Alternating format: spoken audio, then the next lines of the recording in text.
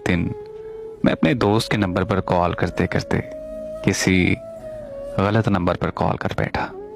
जब मैंने कॉल की तो आगे से कोई लड़की बोली। उसकी आवाज़ सुनकर मुझे बहुत अच्छा लगा। मैंने फौरन उसे व्हाट्सएप पर मैसेज किया, लेकिन उसने मुझे कोई जवाब नहीं दिया और ब्लॉक कर दिया। लेकिन कुछ दिनों बाद उसने मुझे खुद से मैसेज किया। मैंने उससे बात की, पर वो मुझे कभी ब्लॉक करती और कभी कभी अनब्लॉक करती रहती थी। फिर कुछ ऐसा हुआ, हम हर रोज बात करने लगे।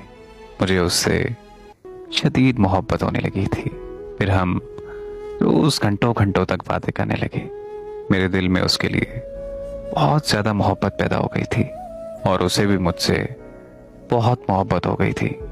कभी कभी तो हम दोनों में झगड़ा भी हो जाता था, पर मैं उसे हमेशा मना लेता था। हम दोनों ने एक दूसरे को बस तस्वीरों में ही देखा था। वक्त गुजरता गया और ऐसे 4 साल गुजर गए। वो मुझे जब भी शादी का कहती थी तो मैं उसकी ये बात हमेशा टाल देता था, क्योंकि मैं अभी पढ़ रहा था और सेटल भी नहीं था, और मैं ये हरगिज़ नहीं चाहता था कि मैं उसे शादी करके घर लाकर तकलीफ़ों में रखूं। फिर ऐसे ही हमारे दरमियान एक दिन लड़ाई हुई। इस बार मुझे उसे मनाने में थोड़ा वक्त लग गया, लेकिन तब तक उसे कोई और पसंद आ गया था। उन दोनों की इंस्टाग्राम से बात शुरू होके व्हाट्सएप तक चली गई। मुझे पता चला तो मैंने उससे इस बारे में पूछा तो वो बहाने बनाने लगी।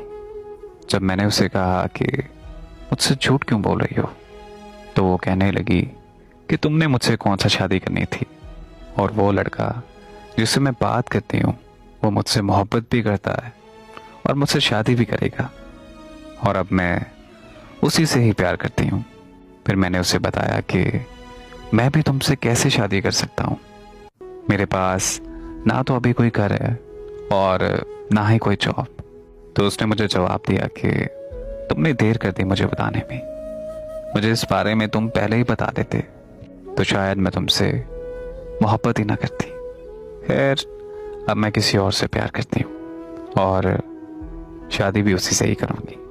और फिर यूं हुआ कि उसने मुझे ब्लॉक कर दिया और वो मुझे हमेशा हमेशा के लिए छोड़कर चली गई। 4 सालों का प्यार 1 महीने में भुलाकर चली गई। किसी को हासिल करना या ना करना